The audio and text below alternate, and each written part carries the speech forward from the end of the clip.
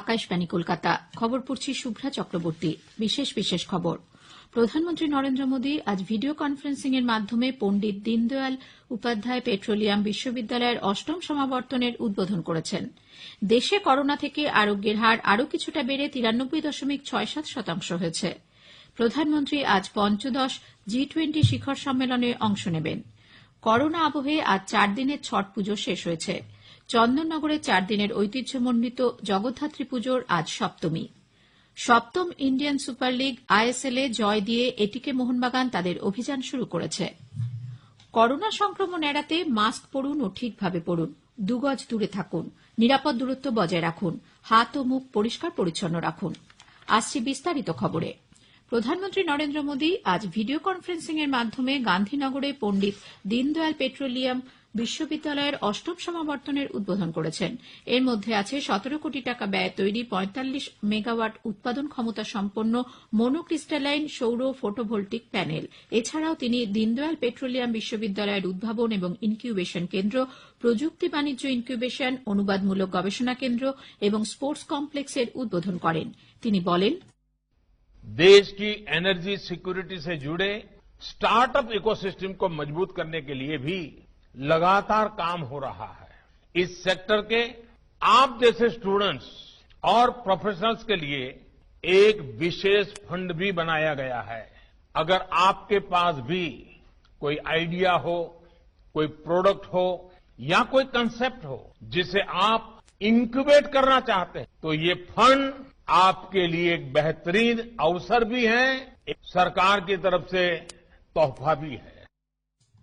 এই অনুষ্ঠানে গুজরাটের মুখ্যমন্ত্রী বিজয় রূপানী উপস্থিত ছিলেন। অনুষ্ঠানে পৌরোহিত্য করেন ওই বিশ্ববিদ্যালয়ের সভাপতি মুকেশ আম্বানি। দেশে করোনা থেকে আরোগ্যের হার আরও কিছুটা বেড়ে ৯৩.৬৭% হয়েছে।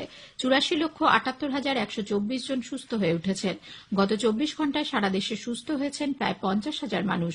কেন্দ্রীয় স্বাস্থ্য মন্ত্রকের আজ সকালের রিপোর্ট অনুযায়ী গত ২৪ ঘণ্টায় নতুন করে ৪৬,২৩২ জন আক্রান্ত হয়েছেন। এই সময় আরও ৫৬৪ জনের মৃত্যু হওয়ায় মোট মৃতের সংখ্যা বেড়ে হয়েছে ১,৩২,৭২৬। মৃত্যুর হার ১.৪৭% রয়েছে। গত ২৪ ঘণ্টায় নমুনা পরীক্ষা করা হয়েছে ১০,৬৬,০২২ জনের। প্রধানমন্ত্রী নরেন্দ্র মোদী কোভিড-১৯ টিকার গবেষণার পর্যায় এবং বিতরণ সংক্রান্ত প্রস্তুতি পর্বের পর্যালোচনা করেছেন। গতকালের এই ভার্চুয়াল বৈঠকে বিজ্ঞানী, উদ্ভাবক, শিক্ষাবিদ এবং ওষুধ কোম্পানিগুলির কোভিড-১৯ এর টিকা তৈরিতে ভূমিকার প্রধানমন্ত্রী উচ্ছ্বসিত প্রশংসা করেন এবং টিকা তৈরির গবেষণা এবং প্রস্তুতি পর্বে সব রকম প্রচেষ্টার নির্দেশ দেন। ভারতে এই মুহূর্তে ৫টি টিকার গবেষণা চূড়ান্ত পর্যায়ে রয়েছে, যার মধ্যে ৪টি রয়েছে দ্বিতীয় বা তৃতীয় পর্যায়ে এবং একটি আছে প্রথম বা দ্বিতীয় পর্যায়ে।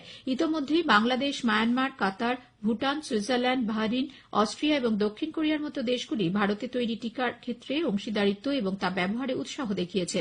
প্রথমেই যে পরিমাণ টিকা হাতে আসবে তার সঠিক ব্যবহারের জন্য স্বাস্থ্যক্ষেত্রের সঠিক ডেটাবেস এবং সামনের সারিতে থাকা যোদ্ধাদের নথিভুক্তকরণ, সঠিক তাপমাত্রায় টিকার সংরক্ষণ ব্যবস্থার বৃদ্ধি, সিরিঞ্জ এবং সূঁচ সংগ্রহের মতো বিষয়ের ব্যবস্থাপনার প্রস্তুতি পর্ব চূড়ান্ত পর্যায়ে রয়েছে। কেন্দ্রীয় সরকার কোভিড সুরক্ষা মিশনে ৯০০ কোটি টাকা বরাদ্দ করেছে গবেষণা এবং টিকাকরণ কর্মসূচি রূপায়ণে। প্রধানমন্ত্রী আবারও জোর দিয়ে বলেছেন, বর্তমান পরিস্থিতিতে মাস্ক পরা, দূরত্ব বজায় রাখা এবং স্বাস্থ্যবিধি মেনে চলায় কোন রকম শিথিলতার জায়গা নেই। গতকালের বৈঠকে উপস্থিত ছিলেন প্রধানমন্ত্রীর মুখ্য উপদেষ্টা, নীতি আয়োগের সদস্যরা, মুখ্য বিজ্ঞান উপদেষ্টা, স্বাস্থ্য সচিব, আইসিএমআর এর মহানির্দেশক, প্রধানমন্ত্রী কার্যালয়ের আধিকারিক এবং বিভিন্ন দপ্তরের সচিবরা। করোনা পরিস্থিতি খতিয়ে দেখতে দেশের হরিয়ানা, রাজস্থান, গুজরাট এবং মণিপুরের পাশাপাশি কেন্দ্র এ রাজ্যেও প্রতিনিধি দল পাঠানোর সিদ্ধান্ত নিয়েছে। এদিকে রাজ্যে করোনা সংক্রমণ থেকে সুস্থতার হার ৯২.৫৪% পৌঁছেছে। অন্যদিকে বাংলার আরও ৩ ক্রিকেটার অভিষেক রমন, ঋত্বিক চ্যাটার্জি ও দীপ চ্যাটার্জির করোনা রিপোর্ট পজিটিভ এসেছে। এছাড়াও সিএবির দুর্নীতি দমন শাখার দায়িত্বে থাকা আধিকারিক পার্থপ্রতিম সেনের করোনা রিপোর্টও পজিটিভ এসেছে। দুদিন আগে গত মরশুমে বাংলার অধিনায়ক অভিমন্যু ঈশ্বরনও করোনায় আক্রান্ত হয়েছিলেন। রাজ্যে করোনা আক্রান্তের সংখ্যা বৃদ্ধি পাওয়ায় মধ্যপ্রদেশের ৫টি শহরে আজ থেকে রাতের কার্ফিউ জারির সিদ্ধান্ত নেওয়া হয়েছে। তবে সম্পূর্ণ লকডাউন করা হবে না বলে রাজ্য সরকার জানিয়েছে। ইন্দোর, ভোপাল, গোয়ালিয়র, রাতলাম এবং বিদিশায় আজ রাত ১০টা থেকে আগামীকাল সকাল ৬টা পর্যন্ত কার্ফিউ বলবৎ থাকবে।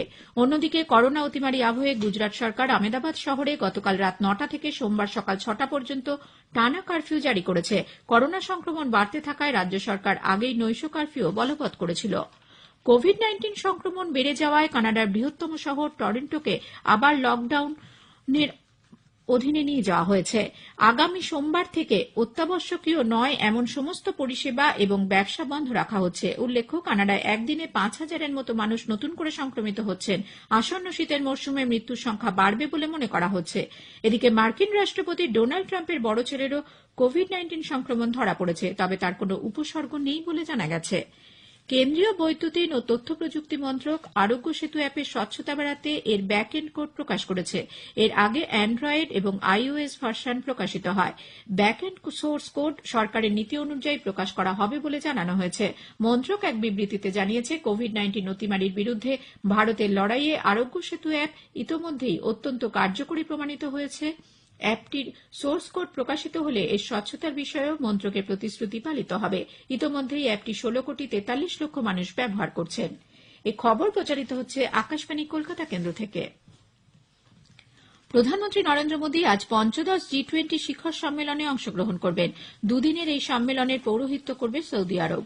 এবারের বৈঠকের মূল বিষয় হল সবার জন্য 21 শতকের সুযোগ উপলব্ধি করা। 19টি দেশ ও ইউরোপীয় ইউনিয়নের রাষ্ট্রনেতারা কোভিড-19 পরবর্তী বিশ্ব পরিস্থিতি, তার প্রস্তুতি এবং কর্মসংস্থানের সুযোগ বৃদ্ধি নিয়ে বিস্তারিত আলোচনা করবে। আফগানিস্তানে অস্থিরতা সৃষ্টির জন্য ভারত রাষ্ট্রসংঘের নিরাপত্তা পরিষদে পাকিস্তানের কঠোর সমালোচনা করেছে। ভারত বলেছে, পাকিস্তান এবং আফগানিস্তানের মধ্যে পুরান নিয়ন্ত্রণ রেখায় পাকিস্তানের সন্ত্রাস বন্ধ করা উচিত। রাষ্ট্রসংঘে ভারতের স্থায়ী প্রতিনিধি PS তিরুমূর্তি নিরাপত্তা পরিষদের এক গুরুত্বপূর্ণ বৈঠকে বলেন, ভারত যেকোনো রকম সন্ত্রাসবাদের বিরুদ্ধে ন্যূনতম সহিষ্ণুতা প্রদর্শন করে। আফগানিস্তান এবং এই অঞ্চলের যেকোনো দেশে সন্ত্রাসবাদ নিয়ন্ত্রণ করাই অন্যতম গুরুত্বপূর্ণ কাজ বলে তিনি মন্তব্য করেন। কেন্দ্রীয় স্বরাষ্ট্রমন্ত্রী অমিত শাহ আজ বিকেলে দুদিনের সফরে চেন্নাই পৌঁছবেন। তিনি চেন্নাই মেট্রো রেলের দ্বিতীয় পর্বের কাজের শিলান্যাস করবেন। এছাড়াও শহরের পঞ্চম জলাধার সাধারণ মানুষের জন্য তিনি উৎসর্গ করবেন। কোয়েম্বাটোরে উন্নত সড়ক পরিবহন কাজেরও শিলান্যাস করবেন তিনি। সন্ধ্যায় রাজ্যের বরিষ্ঠ বিজেপি নেতাদের সঙ্গে তার বৈঠকের কথা রয়েছে। কেন্দ্রীয় শক্তি ও অচিরাচরিত শক্তি মন্ত্রকের প্রতিমন্ত্রী RK সিং বলেছেন, পুনর্নবীকরণ শক্তির ক্ষেত্রে ভারত বিশ্বে গুরুত্বপূর্ণ ভূমিকা গ্রহণ করেছে। এর ফলে বিশ্বের গুরুত্বপূর্ণ সংস্থাগুলি ভারতে বিনিয়োগের আগ্রহ দেখাচ্ছে। এ মাসের 26 তারিখে প্রধানমন্ত্রী এই বৈঠকের ভার্চুয়ালি উদ্বোধন করবেন। সূর্যের প্রতি সকালে অর্ঘ্য নিবেদনের মধ্য দিয়ে আজ 4 দিনের ছট পুজো শেষ হয়েছে।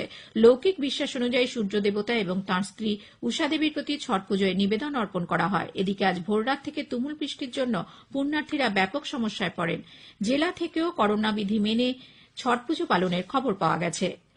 করোনা আবহে এবার হুগলি জেলার চন্দননগরে 4 দিনের ঐতিহ্যমণ্ডিত জগদ্ধাত্রী পুজোর আজ সপ্তমী। এবারের এই উৎসবে সেই চিরাচরিত জৌলুস নেই। করোনা সংক্রমণের কথা মাথায় রেখে মোট 14টি বারোয়ারি পুজো কমিটি প্রতিমা না করে ঘট পুজো করছে। অনেক কমিটিরই এবারের থিম কোভিড-19।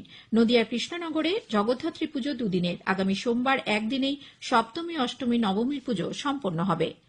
আজ বিশ্ব মৎস্য পালন দিবস। গোটা বিশ্বে মৎস্য চাষের সঙ্গে যুক্ত সম্প্রদায় মৎস্য চাষীদের কাজে সম্মান জানিয়ে প্রতিবছর এই দিনটি পালন করা হয়। নতুন দিল্লির NASC ভবনে মৎস্য চাষ ও পশুপালন মন্ত্রক দিনটি উদযাপন করবে। এক অনুষ্ঠানে এই প্রথম মৎস্য চাষের সেরা রাজ্যগুলিকে পুরস্কৃত করা হবে।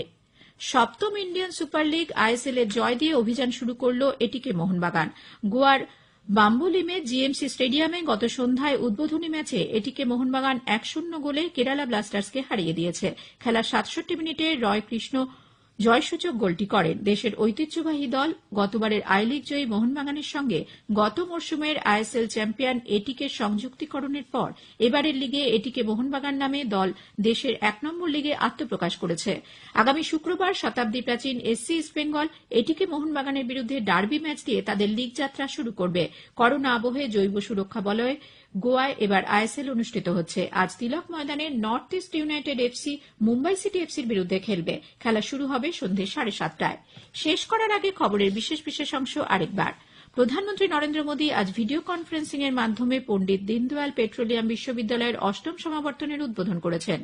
দেশে করোনা থেকে আরোগ্যের হার আরও কিছুটা বেড়ে 93.67% হয়েছে।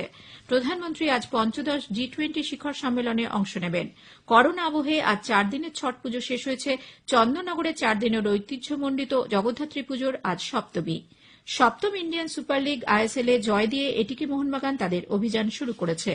খবর পড়া এখনকার মতো শেষ হল।